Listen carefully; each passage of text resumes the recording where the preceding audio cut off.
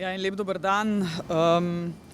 Po prvem predsedničinem forumu, ki je bil posvečen temi zdravstva, sem se odločila, da grem obiskati tudi večje zdravstvene institucije po Sloveniji. Logična prva izbira je seveda Univerzitetni klinični center kot naša največja zdravstvena ustanova.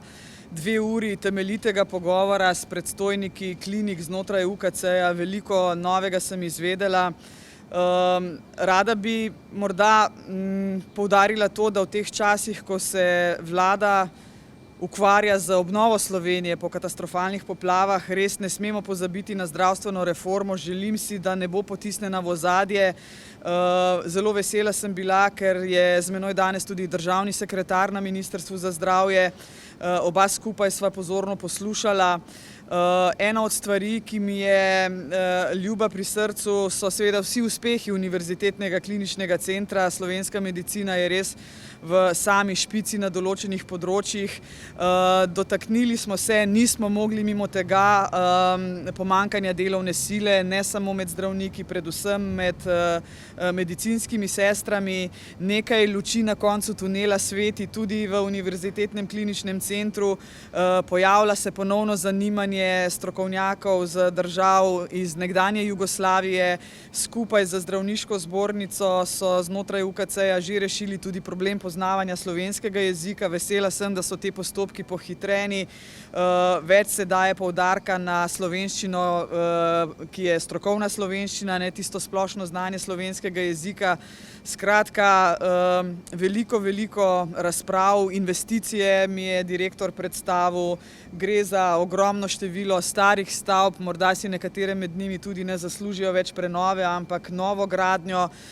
Kompletna analiza je narejena, načrti, poskušajo v veliki meri črpati tudi evropska sredstva, kar je seveda super. Skupni imenovalec današnjega pogovora je pa vendarle sledeč. Vsi skupaj se moramo zavedati, da celovite zdravstvene reforme brez sodelovanja stroke ne bo. Ne bo smiselna, ne bo dobra, ne bo prava. Več se moramo med seboj pogovarjati in tudi na današnjem sestanku sem poudarila, da je zdravstvena reforma ena tistih, ki ne bo končana v mandatu ene vlade. Moja naloga je, da jo bom, ko se bo vlada zamenjala ali pa če bo ostala ista, da se bo to peljalo naprej. Gre za dolgotrajen proces, veliko deležnikov mora biti vključeno v to razpravo. Predsedničin forum je bil eden od prostorov za to vrstno razpravo. Zdaj bom pa prosila gospoda državnega sekretarja, da pove, v kakšni fazi je trenutno Ministrstvo za zdravje, in vem pa, da razmišlja o zdravstveni reformi in da jo ni dal v predal. Izvolite, gospod državni sekretar. Hvala za besedo. Jaz moram reči, da preden se spustim k problemom, je potrebno povedati, da v Sloveniji imamo dober zdravstveni sistem navkljub številnim težavam, s katerimi se soočamo. In tudi težave, s katerimi se soočamo, niso težave, ki jih je mogoče rešiti na kratek rok in z enostavnimi ukrepi. Gre za zelo kompleksen sistem, ki terja dolgoročne, jasne usmeritve in tudi predvsem sodelovanje vseh deležnikov pri iskanju najboljših rešitev. In jaz mislim, da je današnje srečanje, tako kot je bil prvi predsedničin forum, ena od dodatnih priložnosti, da o tem spregovorimo, in danes smo imeli tak dan in sem zadovoljen, da sem lahko sodeloval pri tem.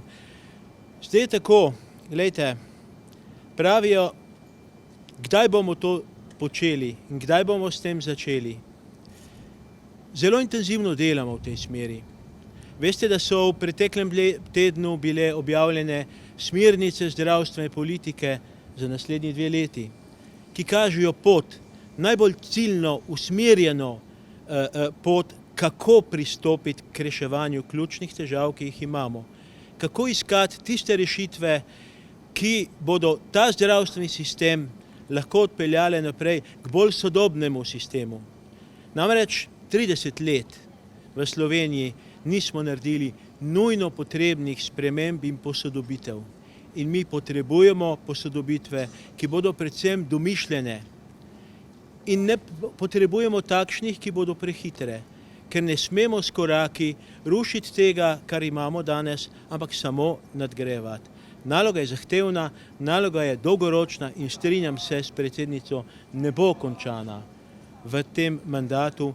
Pravzaprav gre za proces, ki ga je potrebno delati permanentno, stalno, zato da bomo sproti posodabljali zdravstvo, ker svet se vrti vedno hitreje in naloga je permanentna. Hvala lepa.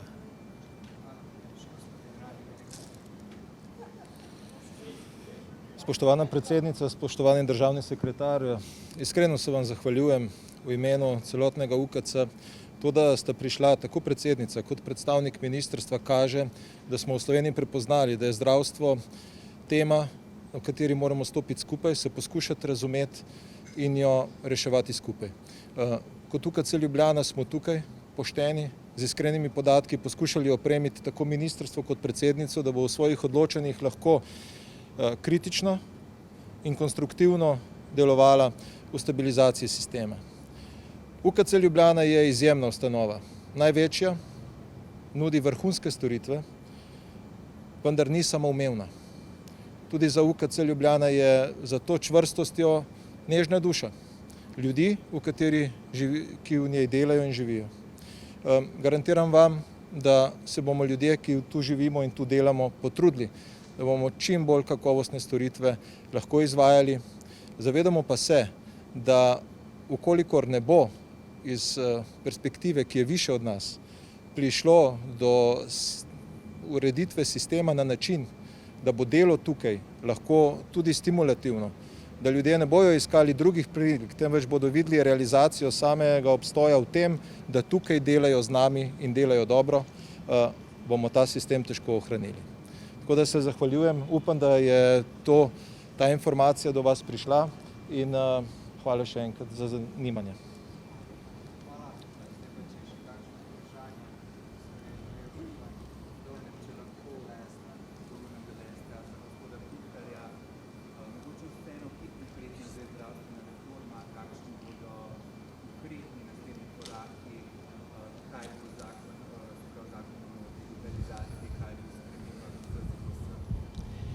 Mi smo imeli v zadnjem času tako imenovani stresni test slovenskega zdravstva, ki je poskušal liberalizirati pogoje dela v zdravstvu. In imamo analizo tega testa, ki kaže, da liberalistični pristop v zdravstvu, kjer vedno primanjkuje virov, tako denarnih kot kadrovskih, preprosto ne funkcionira in da je odgovor na to reguliran zdravstveni sistem.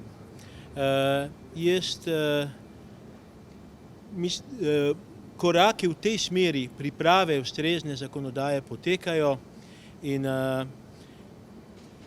ekipa zelo intenzivno dela na ministrstvu. Kot že rečeno, temeljne smeri smo pokazali tudi v smernicah in zelo intenzivno delamo in mislim, da ko bomo dobili ministra, bo šla zadeva samo s pospešeno hitrostjo naprej.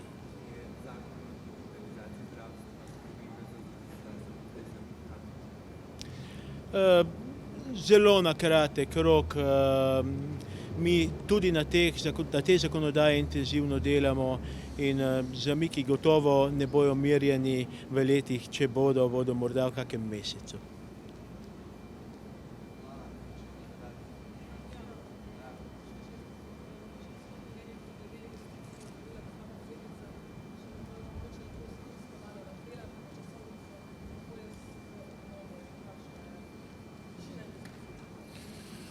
Trenutno poteka investicija v obnovo, tako energetsko sanacijo kot revitalizacijo UKC Ljubljana, zaprta je 1/8 bolnišnice, zaenkrat poteka po planu. Pred nami se odpira nekaj novih vprašanj, ki jih moramo zdaj v konstruktivnem duhu rešiti, tako da časovnica zaenkrat bi lahko bila realizirana pomladi, da bi bila prva 8. zaključena in potem nadaljuje z drugo 8. in potem po četrtinah, tako da do leta 2026 bi moral biti pred vami stati nekako obnovljen UKC Ljubljana v centralni stavbi. Infekcijska klinika je trenutno v fazi javnega naročanja, tako da tukaj mislim, da smo na dobri poti. Zaključuje se prenova negovalne bolnišnice, kar je en od predpogojev, da potem lahko širimo tudi obnovo UKC Ljubljana. Ministrstvo nam je zdaj prisluhnilo in gremo v javno naročilo za modularno bolnišnico, tako da to je tudi en od pogojev, da lahko hitreje obnavljamo UKC Ljubljana. Na ostalih projektih stvari tečejo, objavljen je razpis za obnovo urgentnega bloka, izvaja se dodaten laboratorij za angiografsko oziroma za koronarografije, kar bo bistveno izboljšalo stanje v UKC Ljubljana, predvsem zaradi tega, ker je ta koronarograf, ki ga uporabljamo, edini v UKC Ljubljana in opravi skoraj 2/3 storitev za celotno slovensko populacijo in je praktično v uporabi 24/7 in je zaradi tega veliko tveganje, da bi ob izpadu prišlo do motenj. Tako da veliko drugih projektov je še.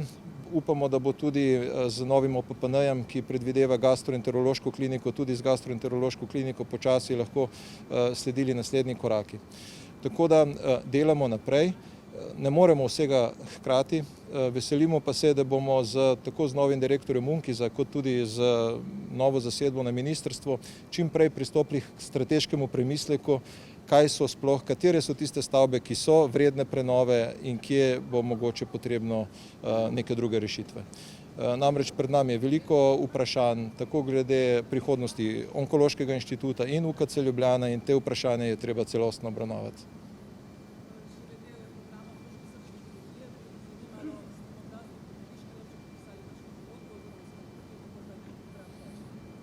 Dr. Vodiškar zaenkrat je prišel opravljati operativne storitve po podjemni pogodbi in opravlja tudi konziliarno službo nadaljavo. S 7.9. planiramo podpis pogodbe, ki predvideva njegovo 25% zaposlitev v UKC Ljubljana ter dodatno še za izvajanje operativnih posegov. Dr. Vodiškar je izkazal izjemno skrbnost, izjemen angažma in je zelo involviran v trenutno zdravljenje, s tem, ko ga bomo pa formalno tudi četrtinsko zaposlili, toliko časa je pač dobil možnost odposlitve v Študgartu, bo tudi prevzel vodenje tega centra.